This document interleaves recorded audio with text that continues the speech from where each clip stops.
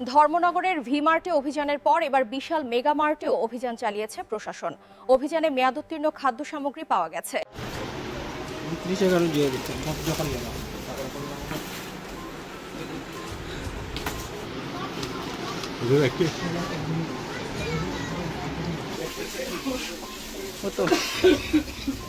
মাল সরানো হয়ে যাবে তো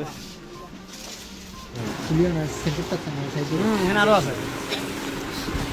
তুমি এখানে দেখো বিস্কিট আছে।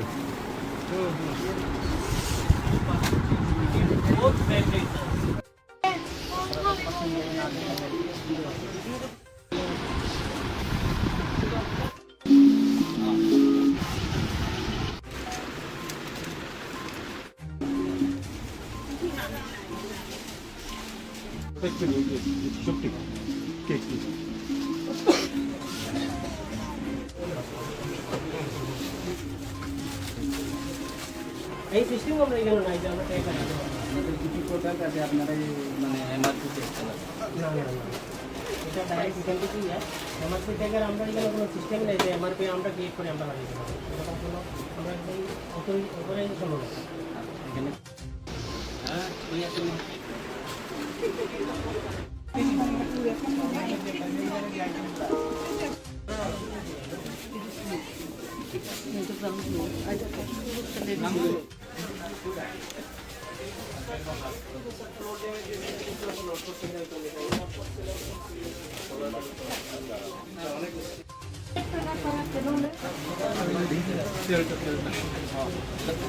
আরেকটা লোক না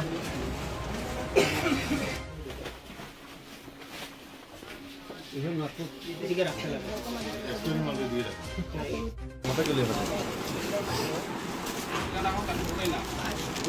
আজকে গতকালকে আপনারা যে ফেসবুকে আমরা দেখছি একটা ক্রেতার অভিযোগ আসলো ভি-মার্টে।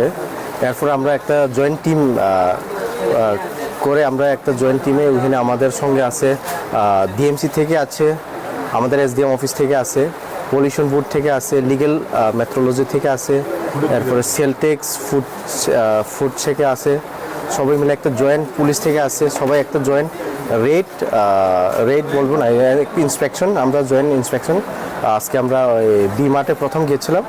ওইখান থেকে যেটা এক্সপায়ার্ড ম্যাগিগুলো নুডলসগুলো পেয়েছি ওইখান থেকে আমরা এনেছি। এরপরে ওইখানে একটা সিজার লিস্ট দিয়েছি আমরা। এরপরে নেক্সট ওইখানের পরে আমরা এখন বিশাল মেগা মার্টতে আসি এখন। এরপরে এখানে কয়েকটা আইটেমগুলো আমরা সিজ করেছি, বিস্কিট আছে আর চকলেট আছে, এগুলো আমরা সিজ করেছি যেটা এক্সপায়ার্ড। এরপর আমরা সিজার লিস্ট দিয়েছি।